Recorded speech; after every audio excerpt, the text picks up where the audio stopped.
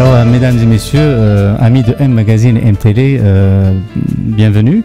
Nous avons le plaisir d'avoir pour le 8e numéro de M Magazine comme invité politique Madame Pauline Marois, chef du Parti québécois, parti de l'opposition officielle au Québec. Madame Marois, merci beaucoup de nous recevoir et surtout d'avoir maintenu notre rendez-vous malgré les moments difficiles que traverse le parti en ce moment. Absolument. Et voilà, donc ma collègue Christiane Dupont, la rédactrice en chef du magazine, va commencer la série de questions. Il y a plusieurs volets, donc on commence par votre carrière politique, si vous le permettez. Je vais peut-être juste vous faire un petit commentaire. Vous savez, quand le bateau tangue un peu, c'est important que le capitaine reste à la barre, garde de la sérénité, garde le cap. Et je n'ai annulé aucune rencontre que j'avais, parce que je crois que c'est ma responsabilité. On ne peut pas faire subir aux gens qui ont demandé des entrevues, des gens qui nous ont invités à faire des conférences. On ne peut pas leur faire subir nos débats internes. Alors, voilà ce pourquoi je suis avec vous aujourd'hui et je vous remercie aussi de m'offrir cette possibilité-là d'échanger avec vous et de donner mon point de vue qui sera lu, j'imagine, par ceux et celles qui lisent le magazine et qui écoutent l'émission. Merci. En fait, 10 000 lecteurs et lectrices dans la grande région de Montréal, c'est du monde, oui, effectivement. Mais comme Abdou vous le mentionnait, on l'apprécie, ça vous honore, le fait d'avoir maintenu cette rencontre-là. C'est ce que l'on pense et donc on voulait vous le dire. Et donc, c'est ce que je trouve difficile en politique, c'est qu'on peut avoir de très bonnes idées, mais que ça peut être très difficile de les réaliser. Et il y a des objections parfois qui sont difficiles à comprendre, mais qui peuvent prendre une ampleur considérable. L'autre chose qui est difficile, c'est que malheureusement, on a une très, très mauvaise image des personnes politiques. Et je trouve ça profondément triste parce que c'est la démocratie qui est en cause. Et peut-être que certains ont mal agi dans ce sens-là et ça a laissé des traces malheureuses. Les gens ne nous croient pas. Et moi, je trouve ça d'une tristesse lamentable. On ne peut pas tout dire en politique, c'est sûr, parce qu'il y a des informations qu'on a et qu'on doit garder privément. Mais moi, je crois qu'il faut faire confiance à la bonne foi des personnes politiques. Et même des gens du gouvernement à l'heure actuelle que je critique. Parce que je crois qu'ils ne posent pas les bons gestes. Je critique leurs décisions. Mais, et ça me fait mal à chaque fois. Puis, on n'accepte jamais notre parole, dans les petites choses comme dans les grandes choses. Je vous donne un petit exemple que je viens de vivre il y a quelques semaines, puisque leur magazine va se publier, j'imagine, dans quelques semaines. Je dis aux journalistes, voilà, nous publions notre programme aujourd'hui. C'était prévu dans notre agenda parce qu'on veut que nos militants aient le programme, puis que la population commence à voir ce qu'on va proposer comme gouvernement. Et comme on a un peu de problème, qu'on est en crise interne, les journalistes ont conclu que c'était parce qu'on était en crise que je faisais ça, et pour calmer le jeu. Oui. Ça faisait enfin, je dirais pas là 3 mois, mais ça faisait au moins 1 mois et demi que c'était prévu qu'on rendait public le programme avant la fin juin pour être sûr que tout le monde l'avait. Mais personne ne m'a cru. Mais qu'est-ce que vous voulez? À ce moment-là, moi, je vais continuer à dire la vérité, parce que je crois qu'en politique aussi, c'est une des choses fondamentales. C'est, il faut jamais mentir. Je vous dis, des fois, on ne peut pas tout dire, mais on ne doit jamais mentir, parce que ça nous rattrape. Ça, c'est important. Oui, c'est fondamental. Alors voilà, ce sont des choses que j'ai trouvées difficiles. Comme femme aussi, à un certain moment, ça a été difficile, mais enfin, j'ai le sentiment que actuellement, on accepte relativement bien que je puisse diriger un parti et qu'éventuellement, je puisse occuper le poste de chef d'État et de première ministre du Québec. D'accord, avec l'exploitation des sables bitumineux de l'Alberta, puis nous, on a des énergies renouvelables, puis on aimerait ça s'en occuper nous-mêmes, là, puis prendre nos propres décisions, comme peuple, comme nation. Mais il y a effectivement un sentiment, une certaine inquiétude. Alors, c'est pour ça que la responsabilité des souverainistes, qu'ils soient au Parti québécois ou qu'ils soient partout dans les mouvements, notre responsabilité, c'est vraiment de développer un argumentaire, d'expliquer très sereinement, positivement. D'abord, demain matin, nous, comme État souverain, on va éliminer tous les dédoublements avec Ottawa. Il n'y aura plus deux ministères de l'Environnement, deux ministères de la Santé, deux ministères des Finances, deux ministères du Revenu.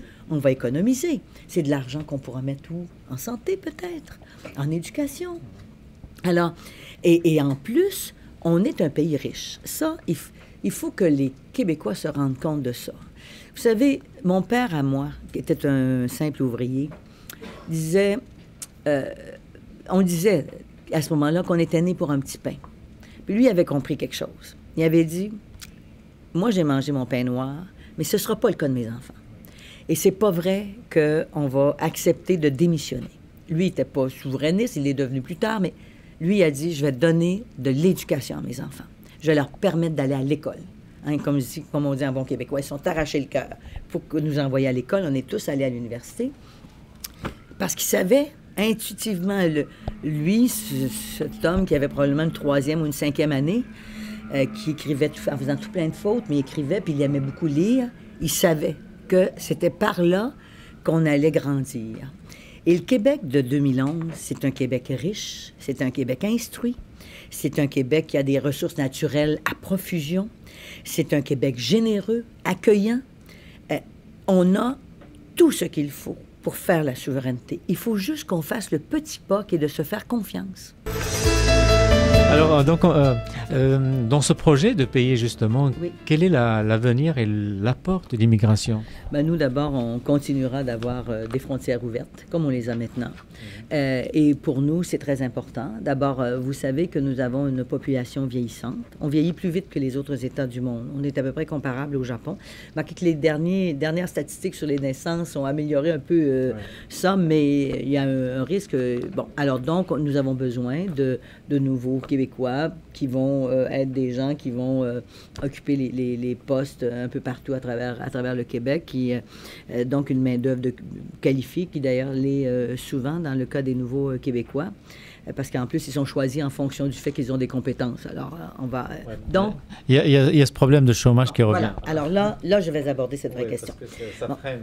Alors, dans un État indépendant ou dans un État partie du Canada, dans le programme, vous allez constater qu'il y a une partie très importante qui porte sur l'immigration. Et à mon point de vue, un des plus grands défis qu'on a à relever, c'est l'intégration au marché du travail. Et ça, actuellement, c'est un échec de notre société. C'est un échec du gouvernement actuel, c'est un échec de société aussi, que de ne pas être capable, après avoir accueilli des nouveaux Québécois formés, compétents, qui parlent français dans certains cas. L'exemple de la communauté maghrébine est le plus bel exemple qu'on peut avoir. On ne réussit pas à intégrer dans les entreprises en emploi. Ça, c'est le grand défi. Et moi, je crois qu'il va falloir travailler à tous les niveaux. Travailler avec les entreprises, travailler aussi, on a beaucoup de groupes maintenant en région qui veulent attirer des Québécois de toutes origines ou des nouveaux Québécois qui veulent les attirer. Et moi, je crois que c'est beaucoup plus facile en région. Les expériences réussies sont extraordinaires. Je vous le dis, je le constate, je le vois. Alors, il faudra donc faire mieux ce maillage-là. Et une fois qu'on s'est installé dans une ville, que ce soit Chicoutimi, que ce soit Sherbrooke, écoutez, moi, je vois, il y a des maires dans des municipalités comme Mont-Laurier, Amos. C'est Amos, c'est Mont-Laurier aussi, il me semble. Non, c'est pas Mont-Laurier, c'est Amos, puis il y en a un sur la Côte-Nord, des Haïtiens d'origine. Bon, alors, qui sont maires de leur municipalité, donc, je veux dire, ça veut dire qu'on est prêts, les Québécois, à accueillir les nouveaux Québécois. Mais le marché du travail a certaines résistances. Et moi, je crois qu'il faut faire de l'éducation, du travail, et dans notre programme, nous prévoyons qu'il y ait un contrat qui soit passé avec le nouvel arrivant, dans le cas particulièrement où on ne connaît pas le français, pour qu'on puisse l'aider à acquérir le français. Mais dans ce contrat, il y aura aussi une obligation du gouvernement d'accompagner les personnes pour les aider à se trouver un emploi.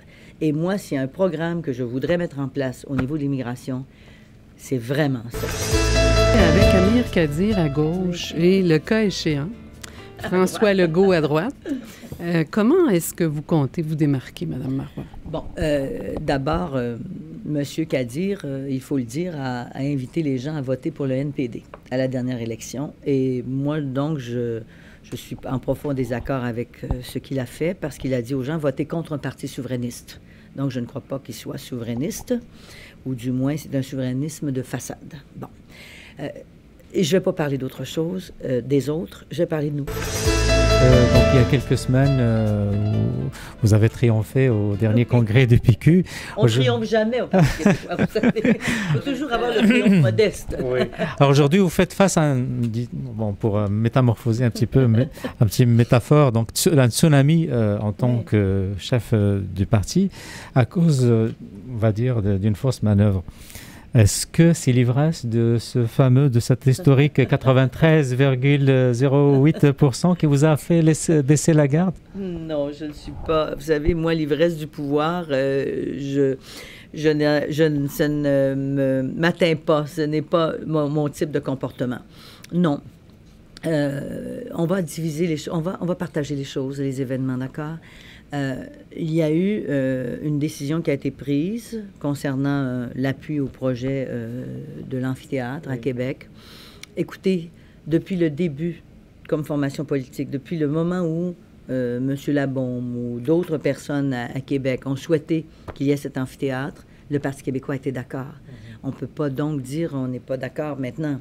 On a participé à la belle grande marche bleue sur les plaines. On était d'accord. Je trouvais qu'il y avait beaucoup d'argent public de mis dans l'amphithéâtre.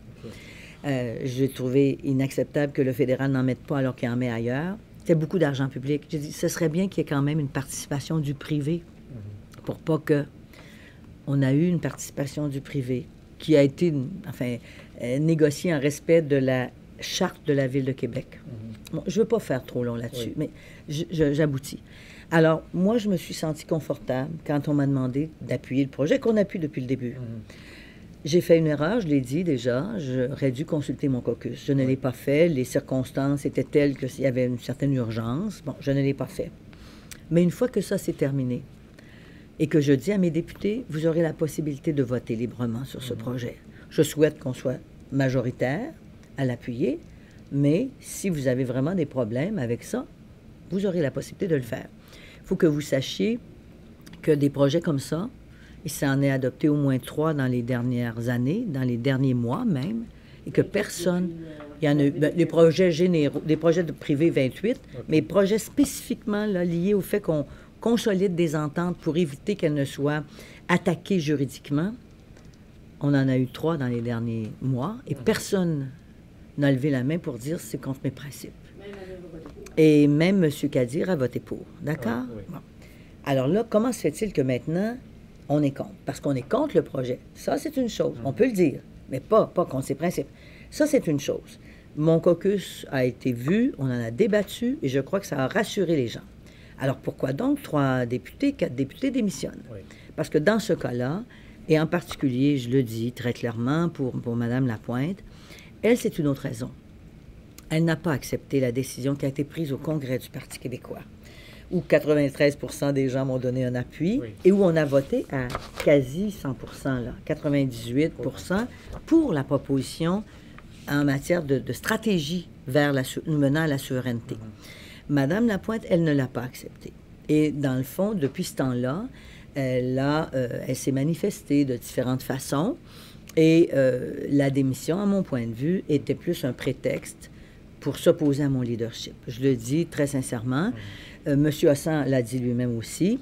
Dans les 2 autres cas, je crois que c'était un mélange de tout ça, en fait, de désarroi un peu, de lassitude, etc. Bon, mais je ne veux pas juger autrement. Mais cependant, là, ce que je veux dire, ce qui est grave, c'est que j'ai effectivement perdu quelques députés qui étaient très importants pour moi, que j'aime beaucoup, et que je souhaiterais voir revenir. Bon, évidemment, ce sera difficile pour eux peut-être, mais tout le monde souhaite les voir revenir. Et même Madame Lapointe, en autant qu'elle accepte le programme du parti. Dans le cas de M. Curzi, de Louise Baudouin, de Jean Martin, ils avaient accepté le programme. En tout cas, ils ne m'avaient pas dit qu'ils étaient contre. Alors, donc, je présume qu'ils sont bien avec ça. Mais c'était vraiment une fronde pour attaquer mon leadership. Et je résiste et je continuerai de résister parce que je crois que c'est limité. Je le dis. Ça ne m'empêche pas de trouver absolument triste ce qui vient de se passer. Mais je crois que ce parti politique, qui est un grand parti, qui a mis tant d'efforts pour voter ce programme-là, c'est pas 1600 délégués au Congrès seulement. C'est des centaines et des milliers de militants qui, dans les comtés, sont arrivés à ce programme, d'autres qui m'ont appuyé. Et je sais toujours qu'au Parti québécois, il faut jamais rien prendre pour acquis. Donc, rassurez-vous sur l'ivresse du pouvoir. Et ma façon de gérer, elle est différente de celle qu'il y a eu dans le passé. J'écoute les gens. Je l'ai fait, d'ailleurs, dernièrement. Même ça s'est retrouvé dans les journaux, à pleine page, alors que c'était absolument inacceptable, le procédé qu'on a utilisé d'enregistrer une conversation qui était privée au sens où je m'adressais à mes militants. Et mes militants, cependant, les membres, les présidents et présidentes de comté, c'est ça qui est formidable. Ils ont critiqué certains des gestes que j'ai posés et je suis capable de les entendre. Ils m'ont demandé de poser certains gestes. Je suis en train de réfléchir à la façon dont je procéderai à certains changements d'attitude, etc. Mais ils m'ont tous réitéré leur confiance. Donc, je considère que j'ai toujours ce 93% et je vais garder la base. Donc là, Madame Marois, vous nous dites que le fond du problème, c'est pas l'amphithéâtre de Québec, c'est pas non plus... Que ça a été un prétexte. Pour certains, c'était une espèce de goût de vouloir faire de la politique autrement. Je suis d'accord, on va réfléchir à la façon de vouloir faire... Moi, c'est des messages que j'ai entendus. On va travailler sur ça. Je peux vous dire, là, j'ai déjà quelques idées. Faire de la politique autrement. Mais il reste que la politique, ça reste quand même des partis qui ont des points de vue et qui s'affrontent qui affrontent d'autres points de vue. Et ça, c'est l'essence même de la démocratie, de pouvoir offrir aux citoyens une alternative. Il y a un gouvernement qui est là, il y a un parti qui offre une proposition, des propositions. Est-ce que vous êtes davantage prêt à appuyer ce parti que l'autre? Il y a comme des bases là qu'on ne peut pas changer. Mais faire de la politique autrement, c'est sûrement pas d'enregistrer les gens et de transmettre ces bandes dans les journaux. Mais on va réfléchir quand même à faire ça. Très bien. En terminant, vous allez prendre des vacances? Bien sûr que je vais prendre des vacances et je recommande à tout le monde de prendre des vacances parce que c'est très sain pour le moral, pour la psychologie, puis on revient plus en forme. Et moi, je suis contente, par exemple, que nos lois sur le travail prévoient dans nos normes qu'on ait l'obligation de donner des vacances à nos employés, à nos travailleurs. Puis je pense que c'est très sain pour tout le monde d'en prendre. Madame Marois, une dernière question. Est-ce que vous pensez que le pire est derrière vous? On espère toujours que le pire est derrière nous. Je le souhaite, je crois.